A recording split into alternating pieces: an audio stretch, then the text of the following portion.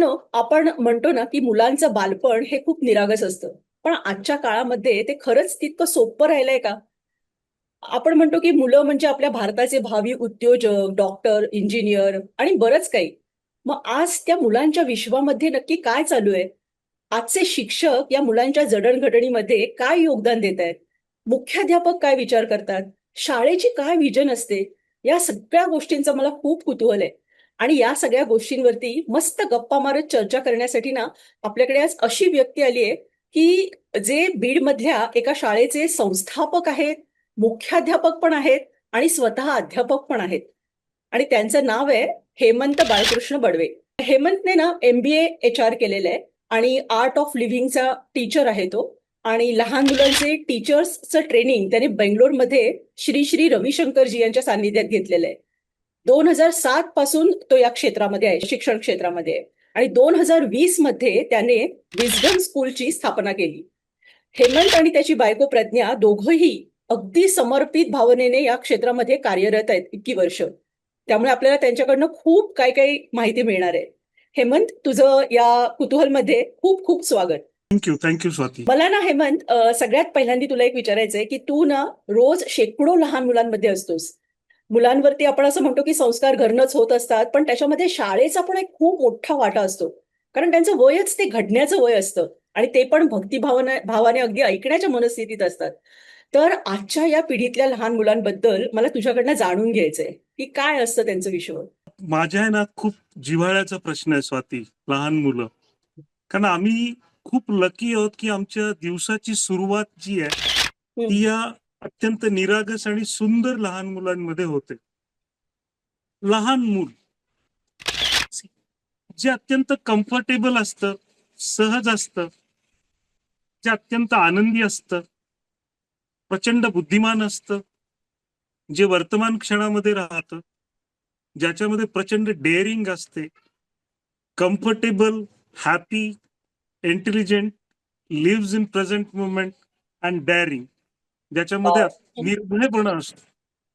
हे CHILD, हे सगळी गुण ज्याच्यामध्ये असतात ना, ते असतं लहान मुलं. हम्म. बघ किती कम्फर्टेबल असतात लहान मुलं. आपण समजा एखाद्याच्या घरी गेलो तर आपण खूप बावरलेलो असतो, हे करावं की नाही करावं, फॅन चालू करू की नाही करू. पण त्याच्यासोबत आपल्यासोबत एखादं लहान बाळ असेल, समजा मूल असेल, डायरेक्ट ते त्यांच्या किचन मध्ये जात. ते बरोबर आहे. कम्फर्टेबल असतात, ते अगदी सहज असतात. पण हळूहळू हळूहळू आपण काय करतो ना, हे असं नको करू, तसं नको करू म्हणून हे नाही करायला पाहिजे, ते नाही करायला पाहिजे, अशा पद्धतीच्या गोष्टी सांगून त्यांचा कम्फर्ट घालवतो, घाबरवून ठेवतो त्यांना प्रत्येक गोष्टीत. घाबरवून टाकतो त्यांना. लहान मुलं विनाकारण आनंदी असतात आणि कारणाने दुःखी होतात. हम्म. असा असा रिसर्च आहे की एक छोटा मुलगा दिवसातनं 400 ते 500 वेळा हसतं. हो. एक तरुण जो असतो तो दिवसातनं 20 वेळा हसतो. आणि त्याच्या पुढचे जे असतात, म्हणजे आपण जर हसलो तर लोक विचारतात, आज कस काय, आज म्हणजे है ना. लहान मुलं हे अनकंडिशनल हॅपी असतात, विनाकारण आनंदी असतात आणि कारणाने दुःखी होतात. आणि मोठी माणसं जी असतात ना, ती विनाकारण दुःखी असतात. अगदी बरोबर आहे. लहान मुलं विनाकारण आनंदी असतात आणि कारणाने दुःखी होतात, आणि मोठी माणसं जी आहेत ती विनाकारण दुःखी असतात. आनंदी असली तर त्यांना लोक विचार, कस काय आज खुश दिसायला लागले तुम्ही. अनकंडिशनल हॅपीनेस त्यांच्यामध्ये असतो. खरंय. प्रचंड इंटेलिजंट असतात. मला सांग, युनिव्हर्सल प्रश्न काय आहे लहान मुलांना भेटलं की विचारला हं. जाणारा, सांगशील कोणता, तू सांग. लहान मुलांना आपण पहिल्यांदा भेटलो तर म्हणतो, की "काय बाबा तुझं नाव काय आहे? कुठल्या शाळेत तुझं जातोस?" नाव काय, तुझं नाव काय. मला सांग, किती मुलांनी तुला उत्तर दिलेलं आहे तुझं नाव काय याचं. कोणी नाही देत. पळून जातात. मी तुला सांगतो, 90 to 95% मुलं त्याचं उत्तर देत नाहीत. का माहितीये, ती प्रचंड इंटेलिजंट असतात. हं. त्यांच्या मनामध्ये जेव्हा समोरच्यानी विचारलेलं असतं ना, तुझं नाव काय, व्हॉट इज युअर नेम, त्यावेळेस त्यांच्या मनामध्ये हा विचार येतो की अरे यांनी याचं नाव मला नाही सांगितलं, मी माझं नाव याला का सांगू. आई शपथ! बरोबर आहे. प्रचंड इंटेलिजंट असतात. खरंय. पालकांना किती मर्यादेपर्यंत खेचायचं याचं ज्ञान जेवढं लहान मुलांना असतं ना, तेवढं कोणालाच नसतं. प्रचंड इंटेलिजंट असतं. हं. ओके. आता मला एक सांग, समजा तुला एखादं लहान मुलांनी म्हटलं की मावशी मला चॉकलेट पाहिजे, तर ते केव्हा पाहिजे असं विचारेल, म्हणेल तुला. म्हणजे तो असं कम्फर्टेबल म्हणतो का, असेल तर. मावशी मला उद्या चॉकलेट दे असं म्हणतो का तो? हा हा हा. नाही नाही. आत्ता लगेच परवा हवं असतं चॉकलेट दे त्याला. असं म्हणतो का? त्याला कुठली पण गोष्ट केव्हा पाहिजे असते? आत्ता. आत्ता. उद्या, परवा, 1 महिन्यांनी, 2 महिन्यांनी ह्या कुठल्याच संकल्पना त्याच्या क्लिअर नाहीयेत. त्याला फक्त एकच गोष्ट माहिती असते, ती म्हणजे आत्ता. बरोबर, वर्तमानात जगत असतो तो. लहान मूल हे एकमेव अशी गोष्ट आहे जे कायम वर्तमान क्षणामध्ये जगत असतं. आणि आपण बघ, कायम भविष्याचा नाहीतर भूतकाळाचा, पुढे काय होईल, मागे काय झालं होतं, रिग्रेट आणि टेन्शन याच्यामध्ये जगत असतो. Correct correct. लहान मुलं वर्तमान क्षणामध्ये जगत असतात.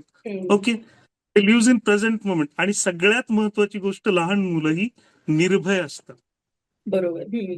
तर हे जे सगळे गुण म्हणजे unconditional happiness, leaves in present moment, comfortable, daring, ह्या सगळ्या व्हॅल्यूज ज्याच्यामध्ये असतात ना, ते असतं लहान मुल. बरोबर. म्हणजे आणि उलट आपण आम्ही म्हणतो आम्ही की आपण लहान मुलासारखं व्हायला पाहिजे, हे जे आपण म्हणतो तो ह्याच्याचसाठी की इतकं प्युअर.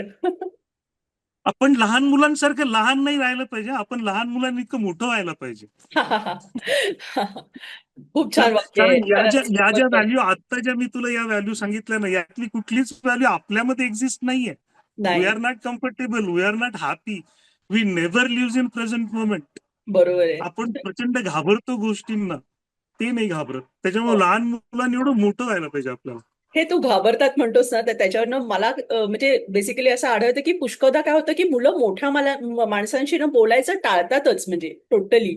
त्यांच्याशी काहीही विचारलं तरी ते प्रतिसाद देत नाहीत. आणि मग पालक जे असतात ते म्हणतात की आमचं ऐकत नाही, जसं तू आता म्हणालास तसं. तर त्याच्यावरती काय उपाय, म्हणजे पालकांनी काय करायला पाहिजे ह्याच्यासाठी? तुला माहितीये की एका लहान मुलाला घरामध्ये संपूर्ण कुटुंबाकडून किती वेळा नको असं म्हटलं जातं? नको, प्रत्येकच गोष्टीत नको म्हणतात. आपण पालक काय जनरली म्हणतात, सांगतोच आपल्या पालकांची मुलांना तक्रार प्रत्येक काय? गोष्टीत काही ना काहीतरी त्यांना सांगतो की अच्छा असं करतोयस तर काही ना काहीतरी ह्याच्यात काहीतरी प्रॉब्लेम आहे. प्रॉब्लेम पहिल्यांदा आपण सांगून टाकतो त्यांना. मोस्टली खूप साऱ्या पालकांची हीच कंप्लेन असते, तक्रार असते की माझं मूल माझं ऐकत नाही. हम्म, सर, हम्म, आमची मुलं आमचं ऐकत नाहीत, सोल्युशन सांगा. असा एक रिसर्च झालेला आहे की एका घरामध्ये मुलाला सगळ्या कुटुंबाकडून साधारणपणे 150 ते 200 वेळा नको असं ऐकवलं जातं. बापरे. आता काय काय ते तुला मी सांगतो. टीव्ही चालू करू नको, टीव्ही बंद करू नको, मोबाईल हातात घेऊ नको, मोबाईल ठेवू नको, दार उघडू नको, दार बंद करू नको, सोफावर चढू नको, सोफावर उतरू नको, सोफावरून उड्या मारू नको, पाण्याचा ग्लास हातात घेऊ नको, सांडू नको, नको नको नको नको नको, 150 ते नाचा पाडा. 200 वेळा. ओके, नाचा पाडा. आणि 150 ते 200 वेळा नाही म्हटल्यानंतर एक वेळेस त्याची आई काय म्हणते त्याला, बाळा जेवण कर, हा. किंवा काय म्हणते अभ्यास कर.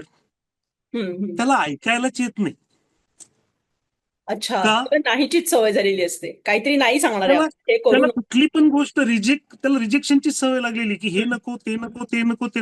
माझी आई काहीतरी कर, किंवा हम्म, आजी किंवा आजोबा किंवा व्हॉट एव्हर जो कोणी काहीतरी कर असं म्हणूच शकत नाही. इतकी त्याला नो नो नो नो, नको नको नको नको नको नको ऐकण्याची सवय झालेली असते.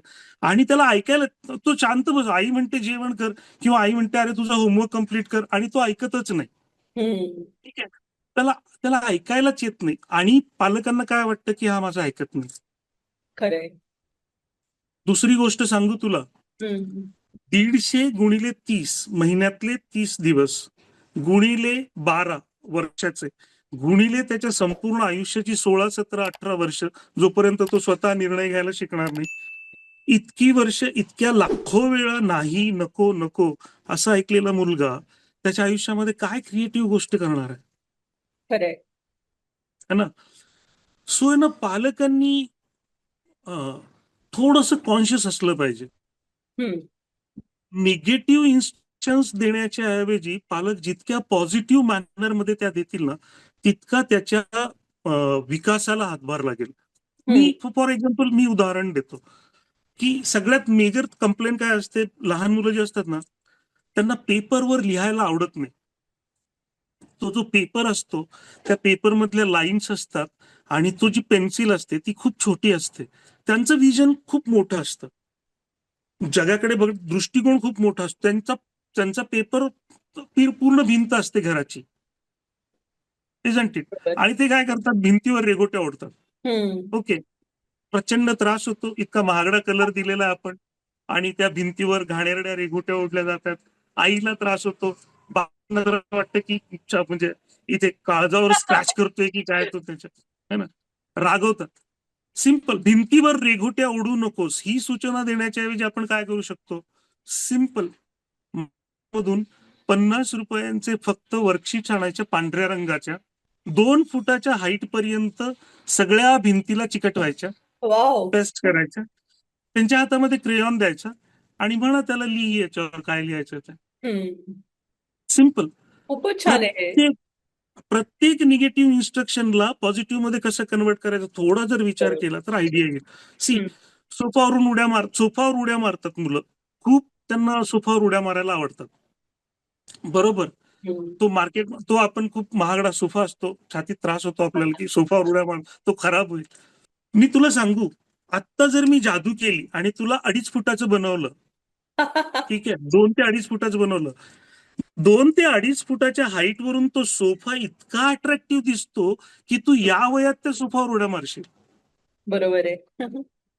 वो केला लाव बंदर के हात में दूर उसे बोलो की मत खाओ, मार्केट से सोफा लाय आप, है ना, और त्याला सांगतोय आपण की त्याच्यावर उड्या मारू नको. सिंपल पॉझिटिव्ह इन्स्ट्रक्शन कशी देणार आपण, बरोबर. बाळा एक काम कर, तू जम्प कर, मी काउंट करतो, ओ हो हो. खाली जम्प कर, 100-200 जम्प करेल, थकून जाईल, एक्सरसाइज होईल त्याची, ऑटोमॅटिकली शांत होऊन जाईल. सो प्रत्येक नकोला कशा पद्धतीने पॉझिटिव्ह इन्स्ट्रक्शन मध्ये, याचा पालकांनी विचार केला पाहिजे, त्याच्या करायला पाहिजे. एनर्जीला कन्स्ट्रक्टिव्ह ह्याच्यामध्ये कन्वर्ट करायला पाहिजे. येस येस येस, नो हे हा शब्द विचार, जितका टाळता किती येईल खोल तितकं विचार केलाय टाळता. तुम्ही हा. खरोखर म्हणजे खूपच मला हे आवडलं ऍक्च्युली. पण ना ह्याच्यामध्ये मला काय जाणवलं माहितीये की म्हणजे पुष्कळदा काय होतं, मुलं नुसती हट्ट करत नाहीत, पण कित्येकदा अलीकडची मुलं ना हिंसक व्हायला लागली आहेत. खूपच म्हणजे त्यांना म्हणजे विचित्र अवस्था झाली आहे त्यांची. तर हे का झालंय, असं हिंसक ती का होत आहेत? किंवा मग अशी हिंसक मुलं जर झाली तर मग पालकांनी काय करायचं त्याच्यासाठी? त्याचं कारण काय, लहान मुलांमध्ये असा असा म्हणजे डॉक्टरांचा रिसर्च आहे की लहान मुलं त्यांच्या लंग्सचा वापर 90-95% करत असतात, अच्छा. आणि आपण जे तो 30% करत असतो, फक्त 30-40%. हम्म. म्हणून लहान मुलांमध्ये बाउंडलेस एनर्जी असते. ओके. म्हणजे समजा एका गार्डन मध्ये आपण लहान मुलांना फेऱ्या मारायला पळायला लावलं, तर त्यांनी जर समजा 10 राऊंड मारल्यानंतर 11व्या राऊंड साठी सुद्धा ते तितक्याच एनर्जेटिकली तयार असतात. हम्म. पण आपण नसतो का, कारण तेवढी एनर्जी लेवल आपली नाहीये. लहान मुलांची प्रचंड एनर्जी असते त्यांच्यामध्ये, अच्छा. अफाट, हम्म. भयंकर ताकद. आणि त्या एनर्जीला प्रॉपर चॅनल मिळण्यासाठी लहान मुलांना एक्सरसाइजची प्रचंड गरज असते, अच्छा. ओके. आणि ती मिळत नाही त्यांना. म्हणून ती जी एनर्जी आहे ती शिफ्ट होते व्हायलन्स मध्ये, ती शिफ्ट होते स्टबर्नेस मध्ये. हम्म. जर समजा मुलं खूप हट्टी असतील, खूप हिंसक असतील, हम्म. हा, तर जेवढी जास्त एक्सरसाइज पालकांना मुलांना देता येईल तेवढी द्यायला पाहिजे. हम्म. तू बघ, जिम्नॅस्टिक करणारी मुलं जी असतात, किंवा बॅडमिंटन खेळणारी मुलं असतात, किंवा चांगली स्विमर्स असतात ना, ती मुलं ऑब्झर्व कर, खूप शांत असतात, ती ओके. प्रचंड फोकस्ड असतात. तू हम्म. ऑब्झर्व कर. तर म्हणजे फक्त एनर्जीला जर शारीरिकच प्रॉपर, एंगेजमेंट बद्दल म्हणतोस की इव्हन बाकीच्या पण, आता कुठल्या तरी कलेमध्ये आहेत वगैरे, तरी सुद्धा तो फायदा होत असेल का मग त्याचा पण? नाही नाही, कलेमध्ये नाही, वय वर्ष 12 पर्यंत फिजिकल एक्सरसाइज गरजेची असते. अच्छा. आणि 12च्या नंतर जेव्हा टीनेज मध्ये जातात ना मुलं, त्यावेळेस मग वेगवेगळ्या भावनिक विकास कधी सुरू होतो मुलांचा, टीन मध्ये, 13 to 19. बघ, राईट राईट. 13 ते 19 वर्षापर्यंत तुझ्या भावना ज्या असतात, तुझी मानसिक स्थिती जी असते, तीच स्थिती कायम राहते. तू कितीही मोठ्या पोस्टवर गेलीस किंवा तू काहीही अचीव केलंस तुझ्या आयुष्यामध्ये, तरी सुद्धा स्वाती ही तशीच असते जी 13 ते 19 वर्षापर्यंत होती. कारण तो टप्पा भावनिक विकासाचा असतो.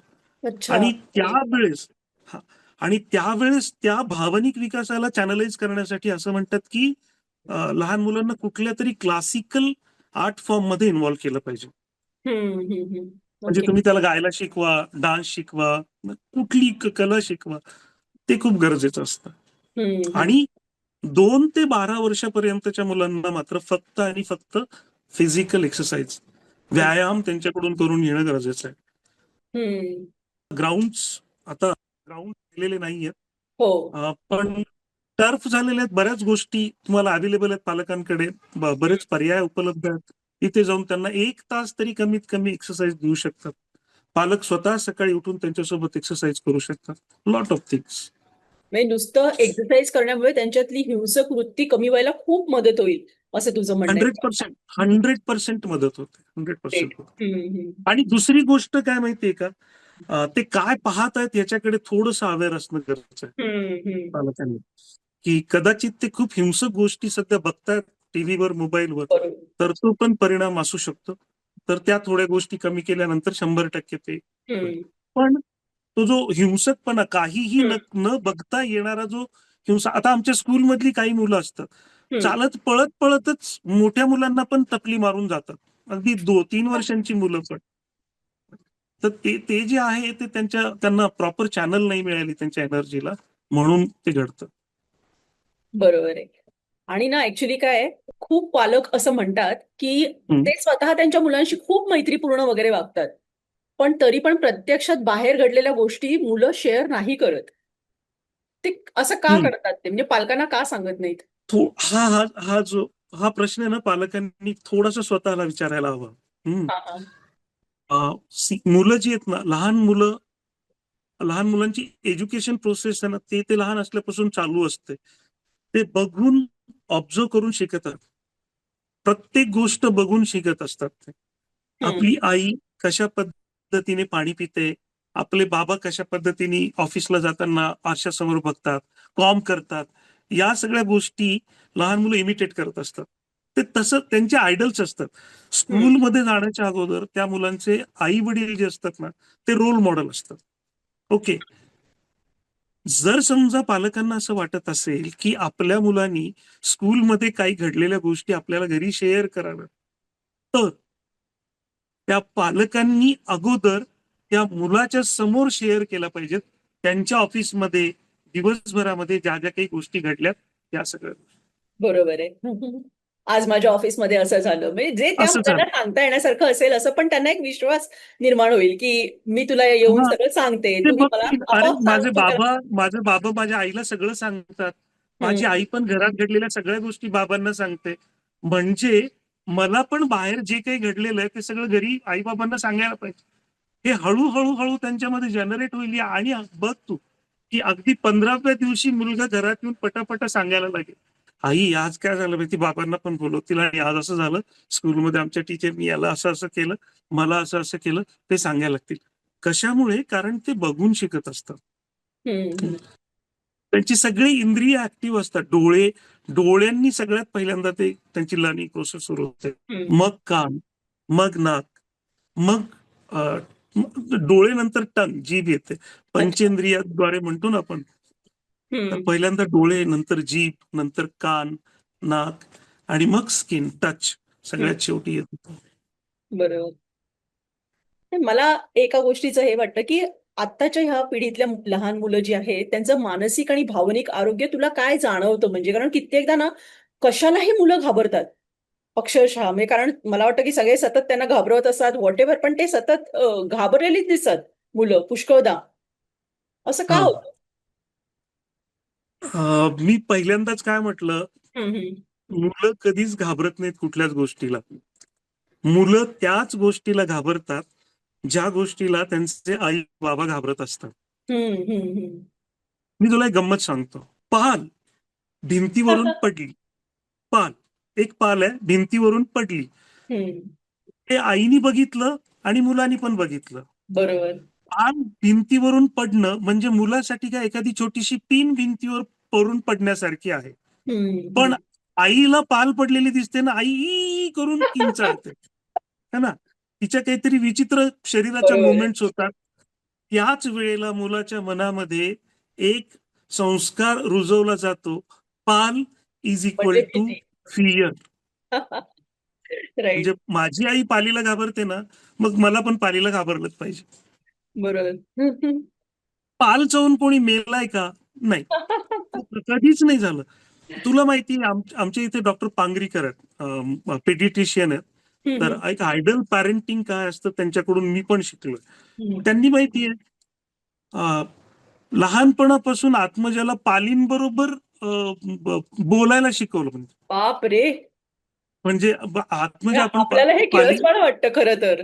हा, पण पाल आपली किती छान मैत्रीण असते आणि तशा पद्धतीने त्याच्यामुळे आत्मजाला त्या पाल या गोष्टीचा अजिबात हे होत नाही, तिला असं शिसारी बरोबर. वगैरे अजिबात येत नाही. हम्म. अजून तुला सांगू, त्यांच्या घरामध्ये कधीच फॅन चालू नसतो. अच्छा. ते वरच्या फ्लॅटवर राहतात ते, आणि त्यांच्या घरामध्ये 20-25 चिमण्या असतात, कायम असतात. मग ते हम्म. त्या आजोबांच्या आत्मजाच्या मांडीवर बसतात, डोक्यावर खांद्यावर बसतात, अगदी निर्भयपणे त्या घरातलं खातात आणि संध्याकाळी झोपायला जातात. मग त्या चिमण्यांना काही होऊ नये म्हणून त्यांच्या घरातले सिलिंग फॅन कायम बंद असतात. बाप रे. तर हे हे असं असं काहीतरी केलं आपल्याकडे तर पाहिजे. इथे म्हणजे शहरामध्ये सगळीकडे कबुतरांच्या जाळ्या लावलेल्या असतात, अक्षरशः जाळ्या पूर्ण लावलेल्या. पॅक्ड. अजून अजून एक म्हणून ओरडायची पण गरज नाही, माहितीये हो. तुला. फॉर एक्झाम्पल, आता आपण लहान मुलाचा हात आईनी पकडला किंवा बाबांनी पकडलाय आणि एकदम एक अकराळ विकराळ कुत्रा समोर आला, तर ओरडलं जरी नाही तरी एक हात असा किंचित दाबला जातो घाबरून. बरोबर. Isn't it? त्या स्पर्शामधून भीती त्या मुलामध्ये इन्सर्ट होते, की अरे, हम्म. मोठा कुत्रा म्हणजे भीती, घाबरण्याची गोष्ट. म्हणून लहान मुलं त्याच गोष्टीला घाबरतात ज्या गोष्टीला त्याचे आई वडील घाबरत असतात. हम्म. हम्म. म्हणून बरोबर. आहे ना, पालकांनी थोडंसं केअरफुल राहिलं पाहिजे. हम्म. मग अंधाराचं पण मला तसंच असेल ना, म्हणजे कित्येकदा काय होतं, अंधार असेल खोलीमध्ये तर कित्येक लोकांना खूप भीती वाटते, म्हणजे ती लहानपणापासून भीती जाण्यासाठी मग त्यांना असंच काहीतरी म्हणजे हेच कारण असेल बहुतेक. हेच अंधाराला घाबरतात कारण डार्कनेस इज फिअर. फिअर. हम्म. आई एंट्री केली आईनी बाबांनी आणि एकदम अंधार झाला की ओरडते आई. हम्म. हम्म. मग ओरडली की त्याला असं वाटतं की अंधार म्हणजे भीती. पण बरोबर. एक दिवा लाव, एक खूप टेक्निकली, म्हणजे जर समजा तुम्हाला तुमच्या मुलाचा निर्भयपणा हा गुण मेंटेन करायचा असेल तर थोडस स्किलफुली तुम्हाला त्याच्यासोबत राहावं लागेल, हम्म. हम्म. है ना. आणि बरोबर. असं नाही की त्यांनी एकदमच, भीती ही पण एक व्हॅल्यू आहे, पण राईट. ती थोडीशी म्हणजे की उंचावरून पडण्याची भीती असलीच पाहिजे, नाहीतर तो उडी मारेल ना. बरोबर. तर ती देखील असलीच पाहिजे. पण विनाकारण जी घाबरतात ना मुलं, त्याला हम्म. पालक जबाबदार असतात. हम्म. हम्म. आता माझे बाबा सांगायचे की साप, विंचू आणि चोर यांना सोडून कोणाला काही घाबरू नका, असं सांगायचे खरं तर. हे अगदी बरोबर आहे. आणि ते सगळं डेंजरस आहे, तिघेही जण. बरोबर. हा, मला ना आता दुसरं आपण मुलांच्या बद्दल बघितलं, तर आता तू स्वतः इतकी वर्ष मुख्याध्यापक आहेस.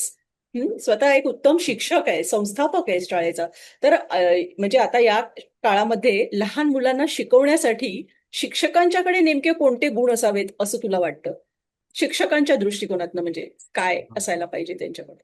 थोडस याचं उत्तर मोठं आहे स्वाती, चालेल तुला? हो, हो, म्हणजे अगदी नक्की, आपल्याला समजूनच घ्यायचंय ना. मी ना मला आठवतं की 2011-12 मध्ये मी बेंगलोरमध्ये श्री श्री रविशंकरजींकडे फक्त लहान मुलांना शिकवण्यासाठीच्या ट्रेनिंगसाठी गेलो होतो बेंगलोरमध्ये. तर आम्ही एक साधारणपणे 200-250 टीचर्स होतो तिथे. तर गुरुजींनी आम्हाला पहिल्यांदा प्रश्न विचारला की तुम्हाला काय वाटतं, लहान मुलांना शिकवण्यासाठी तुम्ही काय केलं पाहिजे, कसं असलं पाहिजे. तर आम्ही सगळ्यांनी जवळपास सगळ्यांनी एक कॉमन उत्तर दिलं की लहान मुलांना जेव्हा आपण टीच करायला जातो तेव्हा आपल्याला त्याच्यासारखे लहान होऊन शिकवायला लागेल. हम्म. ओके. गुरुजी म्हणाले ओके ठीक आहे चला. मग आता मला सांगा की ऍज अ टीचर तुम्हाला त्यांच्यामध्ये कुठल्या कुठल्या व्हॅल्यूज असाव्यात असं वाटतं लहान मुलांमध्ये. मग आम्ही सगळ्यांनी एकदम जोशमध्ये सांगितलं, ती आनंदी असावी, ती कॉन्फिडंट असावी, त्यांचं शेअरिंग नेचर असावं, केअरिंग नेचर असावं, असे एक साधारणपणे लव्ह, प्रेम असावं त्यांच्यामध्ये. हम्म. असे 40-50 व्हॅल्यूज आम्ही काढल्या, ज्या गुरुजींनी बोर्डवर अशा लिहून काढल्या. हा. हम्म. मग गुरुजींनी आम्हाला प्रश्न विचारला की आता मला सांगा की यातली कुठली व्हॅल्यू लहान मुलांमध्ये नसते. बरोबर. हम्म. गुरुजी म्हणाले हॅपीनेस असतो, डेअरिंग असते, कॉन्फिडन्स असतो, अनकंडिशनल लव्ह असतं. म्हणजे आम्ही ज्या व्हॅल्यूज तिथे सांगितल्या होत्या त्या सगळ्या लहान मुलामध्ये ऑलरेडी एक्झिस्ट होत्या आहेत. मग गुरुजींनी आमचं सेशन घेतलं, म्हणाले अब आप अपनी आंखें बंद करो और मुझे बताओ कि 30-40 सालों की जिंदगी जिंदगी के फटके खाने के बाद तुम्हारे भीतर कितना प्यार बचा है, तुम्हारे भीतर कितना कॉन्फिडन्स बचा है, तुम्हारे भीतर कितना शेअरिंग बचा है, केअरिंग बचा है. माहितीये आमचं उत्तर होतं 0. खरंय खरंय, अगदी खरंय. देन मग गुरुजींनी आम्हाला सांगितलं की देखो, बच्चों के पास जाने के लिए, सिखाने के लिए जाने के लिए बच्चों जितना छोटा नहीं बनना है, आपको बच्चों के जितना बड़ा बनना है. जबरदस्त. खरंय अगदी. सबसे पहले उन सारी वैल्यूज को अपने भीतर उतारो और उसके बाद उनके पास जाओ, तभी वो तुम्हारी बात सुनेंगे. माहितीये गुरुजी आम्हाला काय सांगतात, if hmm. Your class is disturb, you check your self. Okay. अगर तुम्हारे क्लास में केओस हो रहा है, बच्चे मस्ती कर रहे हैं, तो इसका मतलब ये है कि तुम्हारे भीतर अशांत हो, हो. बरोबर. तुम खुश नहीं हो. सो सगळ्यात अगोदर लहान मुलांना टीच करण्यासाठी ना स्वतःवर काम करणं खूप गरजेचं आहे. म्हणून आहे ना, आमचं वय कधीच वाढत नाही, तुला माहितीये. हम्म. म्हणजे गेल्या कित्येक वर्षांपासून मी आणि प्रज्ञा, आम्ही दोघं जण आहेत ना, अगदी तसेच दिसतो. कारण आम्ही खूप म्हणजे अफाट एन्जॉय करतो लहान लहान मुलं आणि ते लहानपण, त्यांचा यंग इनोसन्स. जनरेशन बरोबर असण्याचा हा खरंच खूप मोठा फायदा आहे. खरंच. येस येस येस हम्म. येस. कायम विनाकारण उत्साह. आम्ही हसत एकदम. असतो. छोट्या छोट्या गोष्टींमुळे आम्ही हसत असतो आणि प्रचंड एन्जॉय करतो आमचं फील्ड. आणि ना हे जर केलं ना प्रत्येक टीचरनी, तर तुला सांगतो खूप सुंदर होऊन जाईल. म्हणजे हम्म. सिस्टीम. आता जो प्रश्न विचारला ना की सी, हम्म. आपल्याकडे कसं आहे की मला IAS नाही होता आलं, मला डॉक्टर नाही होता आलं, मला इंजिनियर नाही होता आलं, म्हणून मग मी टीचर झालो. बरोबर. या रिग्रेट मध्येच सगळे टीचर्स टीच करतात. खरंय. हे इतकं नोबल प्रोफेशन आहे, इतकं सुंदर आहे ना, की ठीक आहे तुला मनापासून आपल्याला नाही करावं असं वाटलं, तुम्हाला त्याच्यामध्ये फार फायनान्शियल ग्रोथ नाही झाली तुमची, ओके. नाईलाज असतो का होईना, आपण या फील्डमध्ये आलोय ना, हम्म. मग मग आपण ते 100% ऍक्सेप्ट करून त्याला न्याय दिला पाहिजे, खरंय. है ना. मग हे आपल्या तर आता प्रोफेशनसाठी पण आणि आपल्या जीवनासाठी पण उपयोगी असणार. एकच मला ह्याच्याबद्दल विचारायचं होतं की जर का हा हा. शिक्षकांना अ, त्याच्यामध्ये असं का वाटतं की ह्याच्यात जॉब सॅटिस्फॅक्शन नाहीये, जसं तू म्हणालास की मॉनिटरी याच्यामुळे, तर शाळांच्या फियांवरती पालकांनी जास्त विचार नको का करायला, की किंवा सरकारने सुद्धा त्यांना अनुदान देताना की हे आपल्याला पुढे राष्ट्राचं सगळं भवितव्य घडवणार आहे, तर मग तिथे आपण फी देताना कंजूसी का करायची खरं तर. ऍक्च्युअली गव्हर्नमेंटचे जे टीचर्स आहेत ना, त्यांच्या सॅलरीज खूप चांगल्या आहेत, म्हणजे त्यांना चांगला पगार मिळतो. तरी पण ते रिग्रेटफुलच असतात, तरी पण त्यांना पश्चातापच होत असतो की मला हे व्हायचं नव्हतं, मला ते व्हायचं होतं, एक्सेट्रा एक्सेट्रा. प्रायव्हेट स्कूल्स ज्या आहेत, इंग्रजी मीडियमच्या स्कूल, काही जर स्कूल सोडल्या ना, तर आम्ही तितक्या प्रमाणामध्ये मी आता स्वतः संस्था चालक आहे, त्या प्रमाणामध्ये टीचरला आर्थिकदृष्ट्या न्याय देऊ शकत नाही. त्याचं कारण माझं होत असलेलं कलेक्शन जे काही आहे आणि त्यांना माझी देण्याची इच्छा आहे, या सगळ्या गोष्टींमध्ये मेळ बसत नाही. एक वर्केबल मॉडेल सगळं निर्माण करायचं असतं. बरोबर.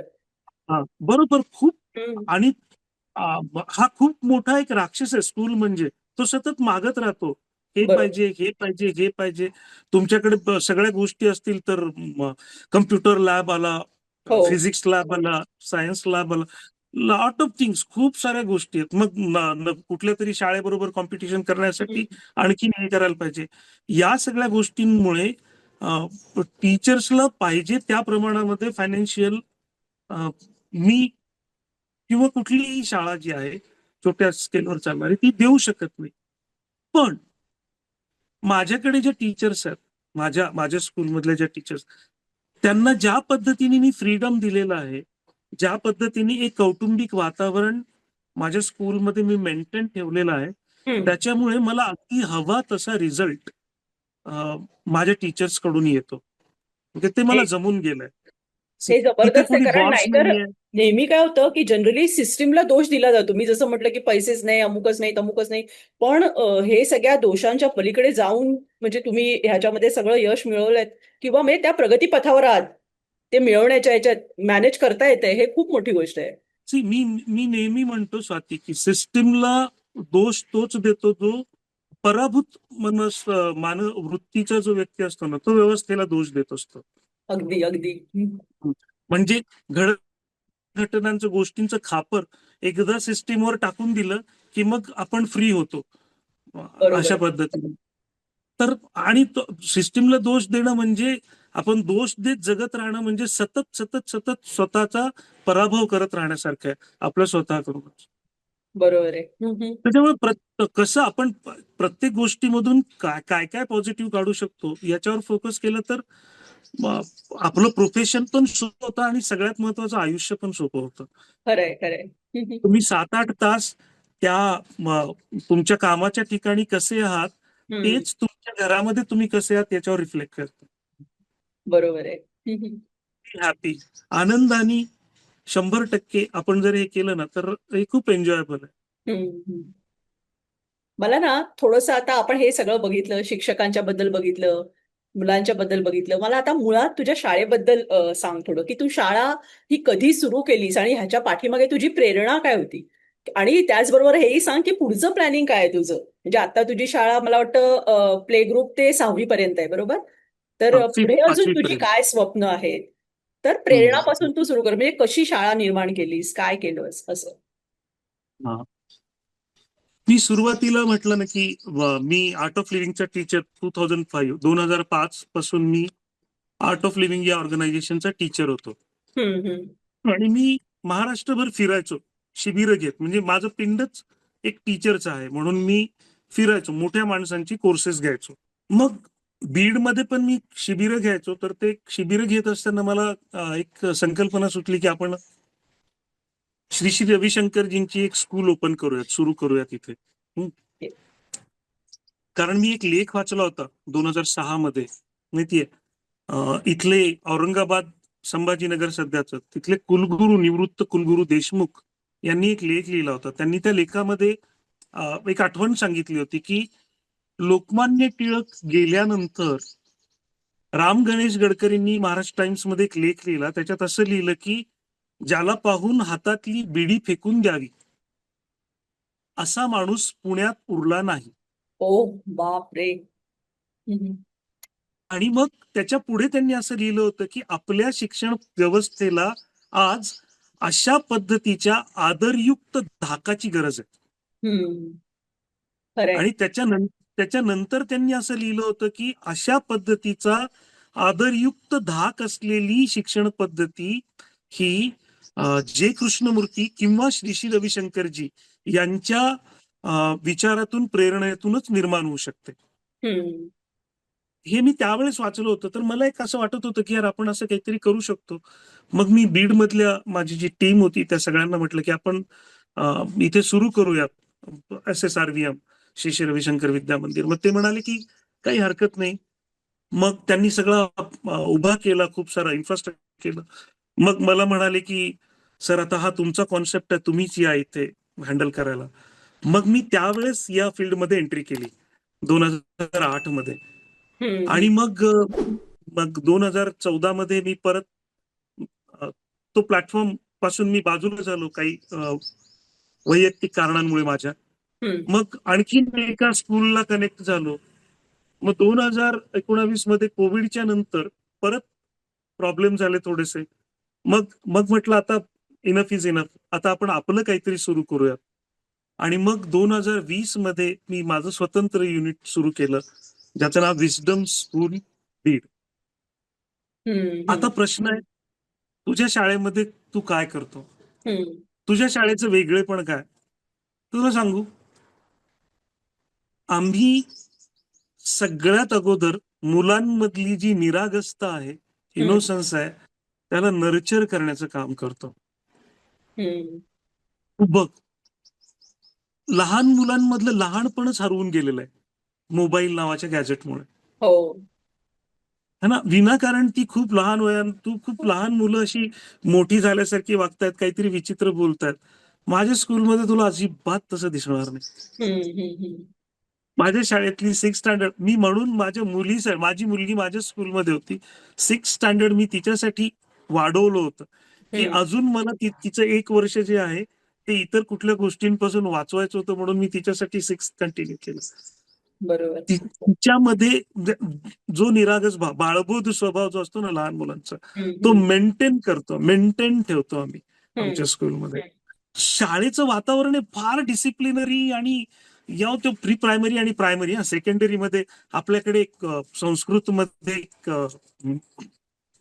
श्लोक आहे, त्याच्यामध्ये असं म्हणतात की पंचवर्षांनी लाल येत ताड येत दशवर्षांनी प्राप्ते षोडशे वर्षे पुत्र मित्रवत आचरित. म्हणजे हम्म. 5-6 वर्षांपर्यंत 10 वर्षापर्यंत मुलांचा लाड करा, प्रेम करा त्यांच्यावर. 10 वर्षाच्या नंतर त्यांना शिस्त लावा आणि मग हम्म. ताड येतं दशवर्षांनी, म्हणजे नंतर त्यांना फटके दिले तुम्ही तरी सुद्धा चालेल, काही हरकत नाही. आणि प्राप्ते षोडशे वर्षे पुत्र मित्रवत आचरे.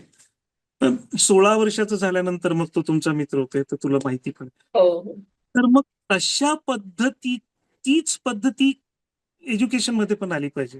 हम्म. मुलांमध्ये तो आदरयुक्त धाक असला पाहिजे टीचर्स बद्दल, शिक्षकांबद्दल, है बरोबर. ना.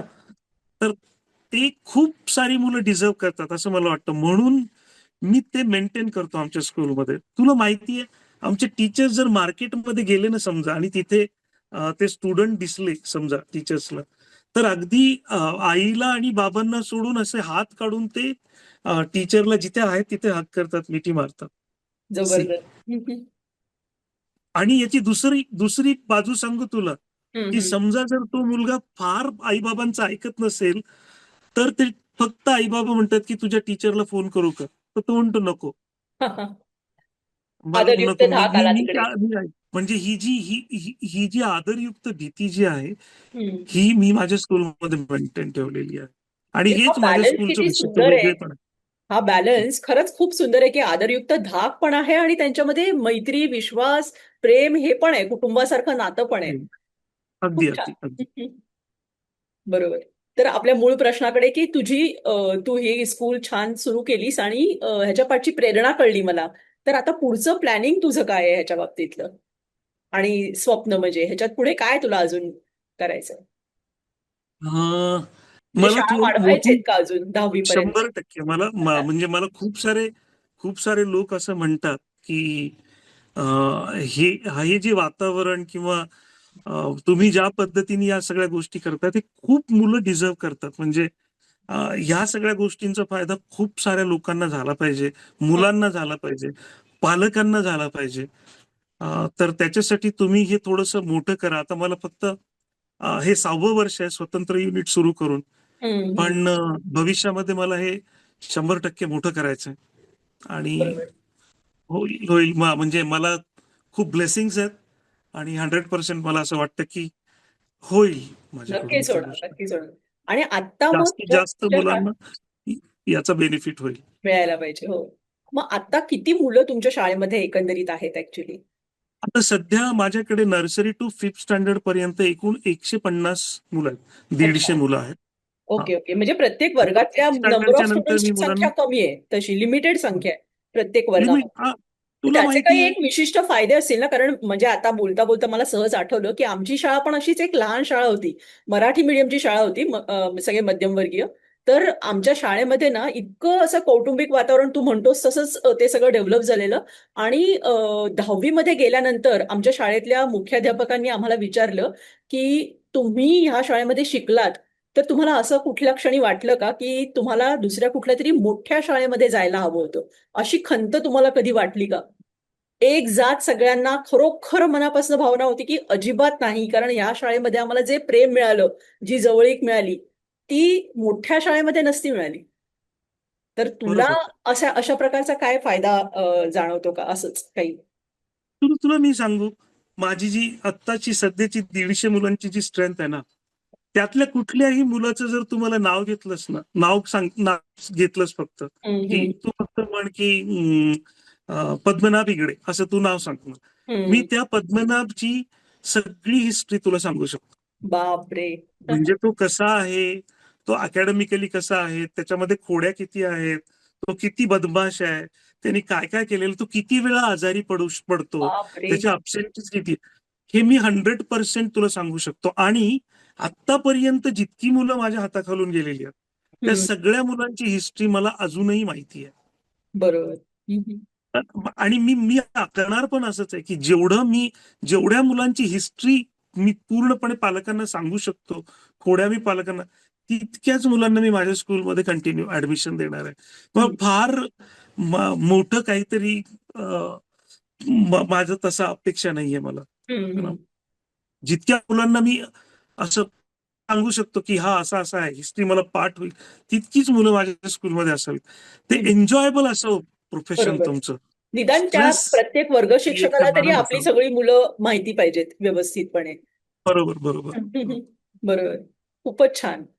मला अजून एक प्रश्न माझा विचारायचा आहे, की आत्ताच्या जगामध्ये ना ह्या मुलांना म्हणजे मला एक शाळेच्या व्हिजन बद्दल हवंय, की आत्ताच्या ह्या मुलांना बाहेर इतकं वेगवेगळ्या गोष्टींचे एक्सपोजर मिळतंय मोबाईलमधून, इंटरनेटमधून, बाहेर गेल्यानंतर एवढ्या प्रमाणामध्ये विविध गोष्टींचं एक्सपोजर मिळतंय. मग त्याच्यामध्ये व्यसनापासून ते अगदी इतर कितीतरी अनेक गोष्टी अशा आहेत, की ज्या अडल्ट एज मध्येच कळायला हव्यात. मग त्या सगळ्या एक्सपोजर बद्दल तुम्ही ते सगळं कसं हाताळता? म्हणजे त्यांच्याबरोबर तुम्हाला रॅपो बिल्ड करता का काय, नेमकं कसं तुम्ही त्या विषयाकडे बघता?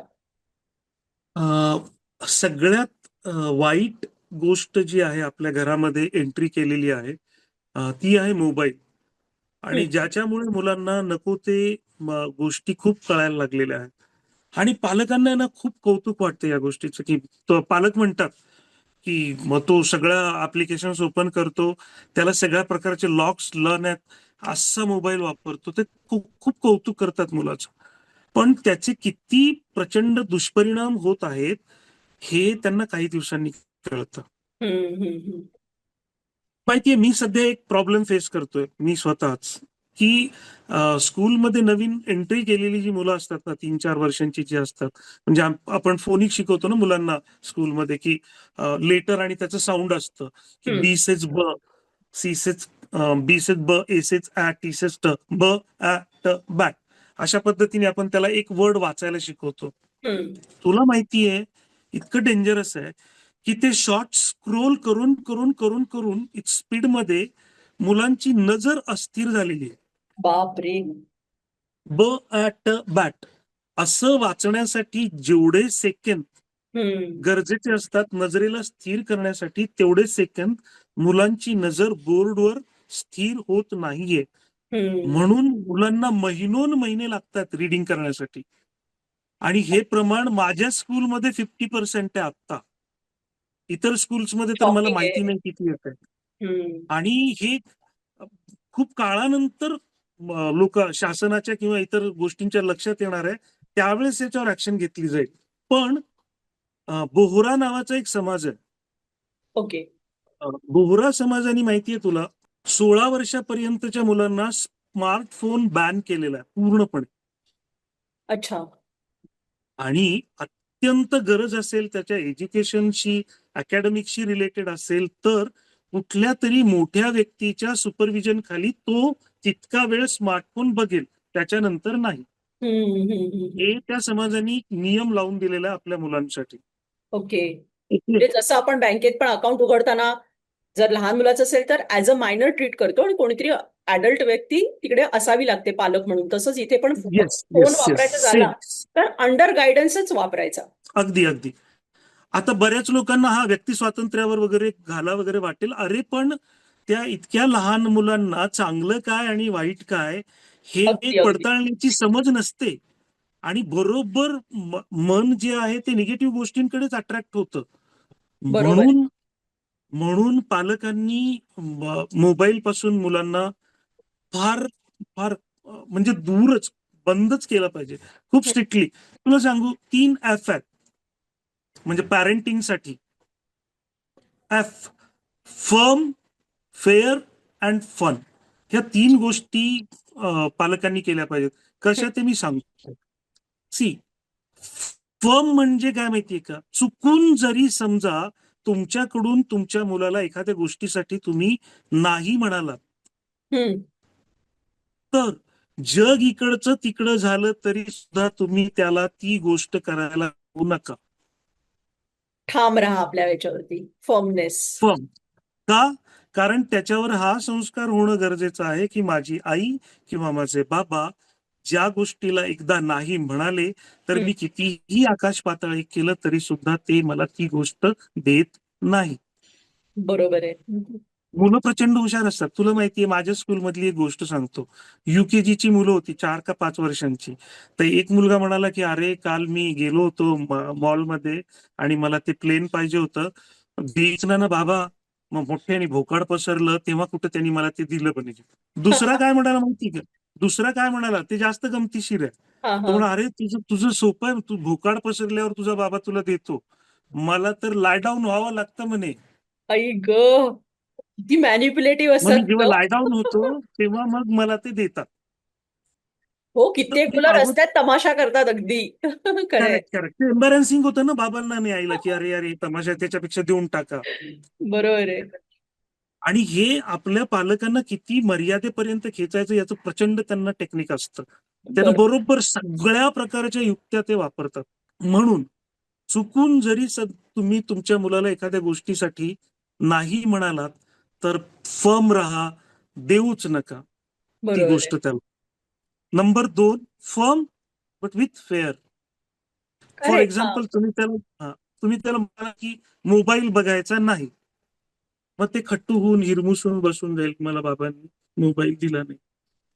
पण मग तुम्ही फेअर कसं राहा की चल मोबाईल नाही बघितला ना, बघायचा ना, मग चल आपण क्रिकेट खेळू, हम्म. फुटबॉल खेळू, पोळं सोडू, व्हॉट एव्हर. अँड फेअर राहा अँड फन. हम्म. त्याच्यासोबत धमाल करा. हे बरोबर. 3 F प्रत्येक पालकांनी अप्लाय केले पाहिजेत. तर ते ना बरोबर ऐकायला लागेल. ती पालक तरी काय ग, मला सांग. अं, एका 2 वर्षाच्या मुलाच्या बाबांचं वय किती असतं सांग बरं, साधारणपणे किती असायला पाहिजे? 30-35 काय, 30 एक असेल आता, आजच्या जमान्यात 35 पण असेल. राईट. बरोबर. बरोबर. तुला सांगू, 2 वर्षाच्या मुलाच्या बाबांचं वय 2च असतं. आणि 2 वर्षाच्या मानसिक. मुलाच्या आईचं वय पण 2च असतं. आई कारण ग. ज्या क्षणी त्या मुलाचा जन्म झालेला असतो, त्या क्षणी त्याच्या आईचा आणि बाबांचा पण जन्म झालेला असतो. बरोबर आहे. ऍज अ पालक त्यांचं दोनच, काही अनुभव नसतोच त्यांना लहान मुलांशी त्यांना काहीच मिसळण्याचा. अनुभव नसतो ना. त्याच दिवशी ती आईने होते, आई म्हणून तिचा जन्म बरोबर. होतो, त्याच दिवशी तो पण बाबा होतो, त्याचा पण जन्म होतो. त्याच्यामुळे मुलांची जी शिकण्याची प्रोसेस आहे, जगाचा अनुभव करण्याची, त्याच पद्धतीने आई आणि बाबांनी सुद्धा मुलांना कशा पद्धतीने शिकवायचं किंवा घडवायचं याच्यासाठी सुद्धा सतत शिकत राहणं आणि अपडेटेड असणं खूप बरोबर. गरजेचं आहे. तर कित्येकदा असं पण होतं की सेकंड चाइल्ड जे असतं त्याला सांभाळणं पालकांना पटकन जमून जातं, कारण की त्यांना कळलेलं असतं की काय आहे हे, आणि त्यांना लोकांना त्यांना वाटतं की कळलेलं सेकंड असतं, चाइल्ड हा खूप स्मार्ट आहे. टेक्निकल. पण ते पालकांना जमलंय त्याला म्हणून तो स्मार्ट झालंय तसं सेकंड चाइल्ड. असं पण असतं बरोबर. ना पुष्कळदा. पण आता मग पालकांनी ऍक्च्युली मूल होऊ देण्याच्या अगोदर, आता हल्ली पुष्कळदा इव्हन बिफोर मॅरेज काउन्सिलिंग असतं, तसं बिफोर पॅरेंटिंग म्हणजे प्रेग्नन्सी सुद्धा काहीतरी काउन्सिलिंग असेल ना थोडं, तेही करायला पाहिजे. ते करायला पाहिजे, डेफिनेटली हम्म. करायला पाहिजे, 100%. ते त्याचे फायदेच होतात. ते बरोबर. मॅनिफेस्टेशन, ते जे तुम्ही घेताय, ते काउन्सिलिंग चालू आहे, त्या सगळ्या बरोबर. गोष्टींमुळे डेफिनेटली आणि आता गरज आहे. आता काउन्सिलिंग हा डोकेदुखीच्या आजाराची इतकी इम्पॉर्टंट झालेली आहे. म्हणजे हम्म. प्रत्येक each and every person needs counselling. प्रत्येकाला बरोबर. काउन्सिलिंगची गरज आहे, प्रत्येक गोष्टीसाठी, प्रत्येक स्टेजवरती. बरोबर आहे. प्रत्येक स्टेजवरती, प्रत्येक स्टेज. खरंय. आणि आपला जो प्रश्न होता की त्याच्यातला आता एक्सपोजर जे मिळालंय एका डिव्हायसेसना किंवा हे सगळं आपण कमी करायला पाहिजे. पण मला दुसरं हेही विचारायचं की आपण जरी त्यांना कमी हे सगळं एक्सपोजर दिलं तरी सुद्धा बाहेर जाऊन त्यांना विविध गोष्टींचा एक्सपोजर मिळणार आहे. मग त्या गोष्टी त्यांना कधी कधी अगोदरच सांगायला लागतात असं आपण जे म्हणतो, मग ते किती लिमिट पर्यंत सांगू शकतो, कशा प्रकारे सांगू शकतो, ती सहजता कशी आणू शकतो, ते कुणी करायला पाहिजे, पालकांनी करायला पाहिजे का घरच्यांनी करायला पाहिजे की वेगळं काउन्सिलर पाहिजे, काय ह्याच्याकडे तुम्ही कसं बघता? टीनेज टीनेज मध्ये जेव्हा मुलं जातात ना, हम्म. तेव्हा मी पहिल्यांदा अगोदर म्हटलं की भावनिक विकासाचा टप्पा असतो आणि हळूहळू त्यांच्या वेगवेगळ्या शारीरिक बदल व्हायला लागतात त्यांच्यामध्ये, मानसिक बदल व्हायला लागतात, डिफरंट जेंडरचं अट्रॅक्शन त्यांना वाटायला लागतं. म्हणजे मुलांना मुली आवडायला लागतात, मुलींना मुलं आवडायला लागतात. आणि अशा वेळेस ते सैरभैर झाले, त्यांना समजत नाही की नेमकं काय चालू आहे हे. हो. आणि मग त्यांची जी उत्सुकता असते, ती उत्सुकता शमवण्यासाठी ते तर एकतर त्यांच्यापेक्षा सिनियर असलेल्या कोणाला तरी विचारतात किंवा हम्म. मोबाईलमध्ये बघतात, बरोबर. आणि सगळ्यात अगोदर हे जे विकृत संस्कार आहेत ते हम्म. तिथेच मुलांवर घडायला लागतात, हो. Isn't it. बरोबर. त्याच्यामुळे ना घडत असलेल्या शारीरिक आणि मानसिक बदलांचं अत्यंत नेकेड डिस्कशन घरामध्ये केलं गेलं पाहिजे मुलांच्या समोर. हम्म. हम्म. हम्म. अगदी कुठलाही आडपडदा न ठेवता, कुठल्याही शब्दांचा भाषेचा टॅबू जो आहे तो न ठेवता, अत्यंत ओपन डिस्कशन जेवढं घरातून आई बाबा मावशी आत्या यांच्याकडून त्या मुलाच्या समोर होईल, हम्म. तितकी त्या मुलाची वाढ निकोप होईल. बरोबर. 100%. आणि आणि आपण जर ते समजा बॅड टच गुड टच वगैरे म्हणतो तसं सगळं. ते ते ते सगळं आम्ही आमच्या स्कूलमध्ये तुला माहितीये, महिन्यातनं 2 वेळेस हे सेशन घेतो, गुड टच बॅड टच. हम्म. हम्म. हम्म. अच्छा. म्हणजे खूप चांगले चांगले म्हणजे पालक आम्हाला येऊन धन्यवाद म्हणतात की काही काही असे गोष्टी घडतात हम्म. त्यांच्या शेजारी वगैरे. तर ते मुलांना आमच्या आमच्या स्कूलमध्येच एक किस्सा झाला होता की एक 4th-5th स्टँडर्डच्या दुसऱ्या स्कूल मधला मुलगा होता शेजारी, त्यांनी काहीतरी वाईट गोष्ट केली जी तर ओके. त्या आईला असं वाटलं की हा माझा मुलगा त्याचा मित्र आहे आणि बरोबर. ह्याला तर काही हा तर ट्रॉमामध्ये जाणार नाही ना. म्हणून मग तिने त्याला हजारो प्रश्न विचारले की तुला इथे टच करत होता का तो, इथे हे करत होता का. नंतर त्या मुलांनी सांगितलं की अगं आई आम्हाला सगळं माहिती आहे, आमच्या सरांनी आणि मॅडमनी आम्हाला दर 15 दिवसातून एकदा गुड टच बॅड टच शिकवतात म्हणे. वा. आता यंटामे मला सगळं माहिती आहे, मला काही काळजी करू नकोस माझी. तो 1st स्टँडर्डचा मुलगा होता. हम्म. हम्म. सी बरोबर आहे. म्हणजे हे हे मेंटेन करायला करतो आम्ही आणि हे करायला हम्म. पाहिजे. आणि याच्यातूनच मुलांची निकोप वाढ होते. हम्म. हम्म. हम्म. हे खूप छान आहे कारण की ते सांगितलं नाही मुलांना योग्य भाषेत योग्य वेळेला तर नंतर त्यांना हा फारच विचित्र पद्धतीने समजणार आहे त्याच्यापेक्षा. हा हम्म. आणि ते मेंटेन राहतं माहितीये का, ते हम्म. परमनंट मेंटेन राहतं. ज्या पद्धतीने त्यांना ती गोष्ट समजलेली आहे ना, तीच बरोबर. मेंटेन राहते. हम्म. आता एक गमतीशीर गोष्ट आहे म्हणजे मला एक रॅपिड फायर घ्यायची आहे. पहिला प्रश्न. शाळेमध्ये सर्वात जास्त गोंधळ कुठे असतो? मुलांच्या वर्गामध्ये असतो का पालकांच्या डोक्यामध्ये असतो? पालकांच्या डोक्यामध्ये. ओके. अ, आदर्श विद्यार्थी कोणाला म्हणशील की जो शांत बसतो तो का गोंधळ घालून प्रश्न विचारतो तो? गोंधळ घालून प्रश्न विचारतो तोच म्हणजे माझी ऑफकोर्स. उत्तरं फारच अगदी प्रश्नच फारच अगदी हे होत आहेत का की लगेचच तेच उत्तर येत आहे पटकन. एक विशेष. नाही, या या सगळ्या प्रोसेसमध्ये मी जगतो ना, त्याच्यामुळे मला या प्रश्नांवर विचार करायला वेळ म्हणजे गरजच नाही. लागत नाही. हा, हा. तिसरा प्रश्न असा आहे, पालक सभेतली सर्वात जास्त चर्चा कसली असते? मुलांच्या छंदांच्या बद्दल का परीक्षेच्या मार्कांच्या बद्दल? परीक्षेच्या मार्कांच्या बद्दल दुर्दैवाने. बरोबर. आणि मुलांच्यासाठी मोबाईल काय आहे? नवी पाटी आहे एक प्रकारची का वेळ खाणारा राक्षस आहे? वेळ खाणारा आणि त्यांचं लहानपण आणि त्यांचं निरागसता, इनोसन्स खाणारा राक्षस. हम्म. आता बीड मधल्या पालकांच्या बद्दल आहे की बीड मधल्या पालकांचा स्टेटस सिम्बल ही मुलाची हुशारी आहे का इंग्रजी माध्यमाची शाळा आहे? मी ना गेल्या 20 वर्षांमध्ये खूप मोठा चेंज झालेला बघतोय हम्म. आपल्याला पालकाच्या एका शब्दात उत्तर माइंडसेटमध्ये. द्यायचं होतं. बीड. हा. एका शब्दात नाही. आता आता थोडंसं मला याला ओके डिस्क्रिप्शन द्यावं ओके. लागेल की जेव्हा मी अगदीच सुरुवात केली होती ना या फील्डमध्ये, तेव्हा सगळे पालक मार्क्स बघायचे, म्हणजे त्यांचे हँड रायटिंग बघायचे, त्याचं रायटिंग कसं आहे याच्यावर प्रचंड प्रश्न प्रश्न विचारायचे आणि खूप क्युरियस होते ते प्रत्येक गोष्टीच्या बाबतीमध्ये. पण आता आहे ना, या गेल्या 1-2 वर्षांमध्ये मी बघतोय ऍडमिशन घेण्यासाठी आलेला पालक मला काय म्हणतोय की सर अकॅडमिकली जाऊ दे, तो ग्रेट. बनेल काहीतरी, हम्म. हम्म. हम्म. त्याच्यावर संस्कार चांगले करा. हम्म. हम्म. हम्म. हा खूप चांगला हे- बदल हा झाला ऍक्च्युली. हा हा 180 डिग्री चेंज झालेला आहे जबरदस्त पालकांच्या आहे. माइंडसेट हम्म, मध्ये, आणि जो मी खूप अप्रिशिएट करतो. हम्म. आणि पेरेंट मीटिंग मध्ये पण जसं तू म्हणालीस ना की छंदांवर डिस्कशन व्हायला हा. पाहिजे, तर व्हायला पाहिजे, होईल. मी हम्म. नेहमी म्हणतो की कुठले पण पाहुणे वगैरे घरात येतात ना, तेव्हा त्या मुलाला कोणी विचारतात, काय विचारतात मुलाला, कसा चाललाय तुझा अभ्यास, हम्म. किती हम्म. पडले तुला, पर्सेंटेज किती आलं, परीक्षा केव्हा आहे तुझी, परीक्षेचा हो. अभ्यास चालू आहे का? कसली परीक्षा आणि कशाचा अभ्यास? बरोबर आहे. कोणता तरी माणूस विचारतो का मुलांना, अरे बाबा तू कोणता खेळ खेळतोस, तू हो. कुठलं पुस्तक वाचतोय सध्या, तुला खाऊ काय तुला आवडतो, तुझं तुला मित्र खाऊ काय कोण. आवडतं.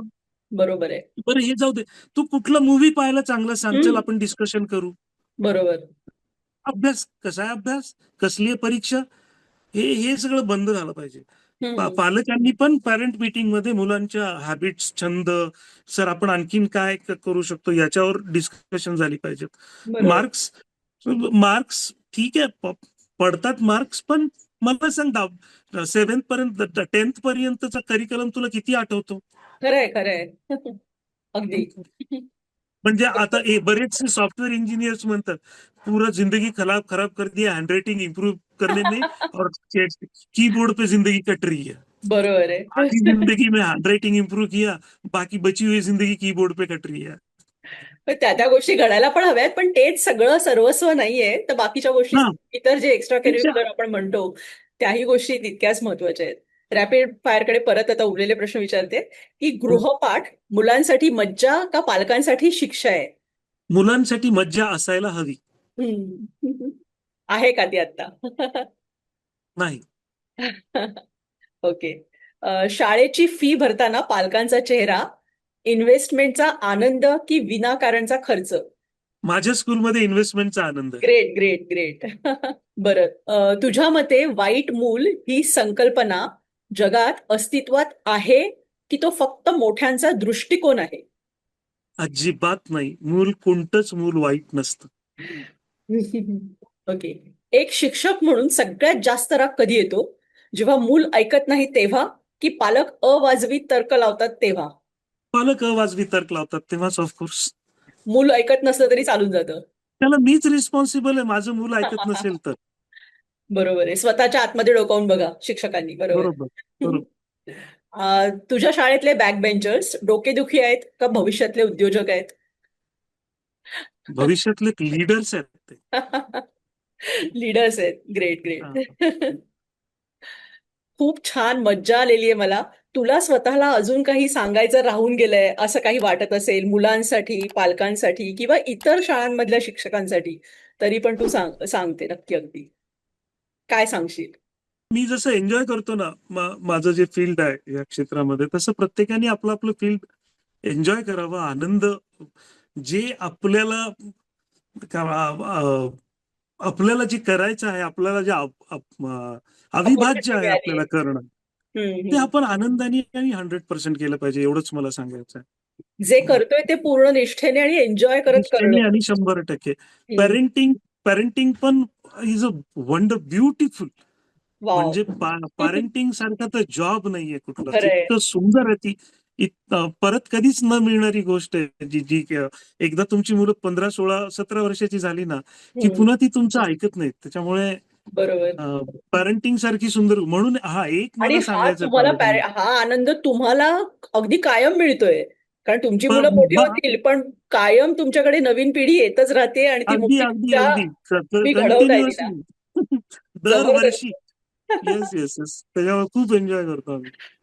दरवर्षी ते लहानपण, दरवर्षी तोच इनोसन्स, दरवर्षी तोच हॅपीनेस, हम्म. दरवर्षी तोच कॉन्फिडन्स, तो आणि तो आम्ही जगतो. आणि इतके विषय असतात आम्हाला डिस्कशन करायला की हम्म. म्हणजे आता पुरे म्हणून झोपी जातो आम्ही. आता बस, आता नफीस इनफ. तर जबरदस्त. आणि या मजा येते खूप. सगळ्यामध्ये तुला तुझ्या पत्नीची पण खूप मोठी साथ आहे. तिच्याशिवाय शक्यच नाहीये बरोबर. काहीच. तुला सांगू, हम्म. मी फक्त पोपट आहे.